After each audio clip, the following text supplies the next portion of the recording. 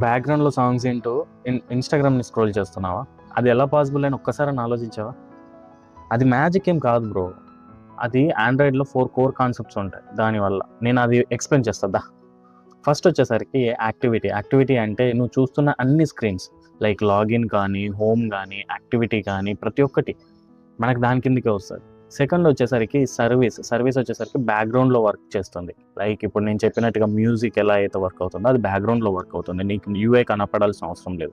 Third వచ్చేసరికి broadcast receivers. ఇది system సిగ్నల్స్‌ని తీసుకుంటది. సిస్టమ్ సిగ్నల్స్ అంటే ఏంది బ్రో అంటే ఇంటర్నెట్ కనెక్ట్ అయిందా లేదా? లేకపోతే బ్యాటరీ లో వచ్చిందా? ఏందనేది ఇవన్నీ యాప్స్‌కి ఎట్లా తెలుస్తాయి? బ్రాడ్‌కాస్ట్ రిసీవర్స్ వల్ల తెలుస్తాయి.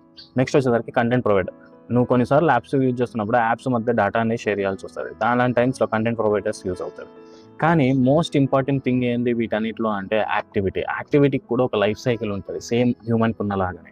ఈ యాక్టివిటీ గనక నీకు అర్థం కాకపోతే నువ్వు ఆండ్రాయిడ్ డెవలప్‌మెంట్‌లో యాప్ క్రాష్ అయినప్పుడు ఎక్కడ ఎలా సాల్వ్ చేయాలనేది నీకు అస్సలు అర్థం కాదు. సో నెక్స్ట్ వీడియోలో నేను యాక్టివిటీ లైఫ్ సైకిల్ అంటే ఏంటి? అందులో ఉన్న మెథడ్స్ ఏంటనేది నేను ఎక్స్‌ప్లెయిన్ చేస్తా. సో నీకు అది తెలుసుకోవాలని ఉంటే నన్ను ఫాలో చేయడం మాత్రం మర్చిపోకు. Thank you.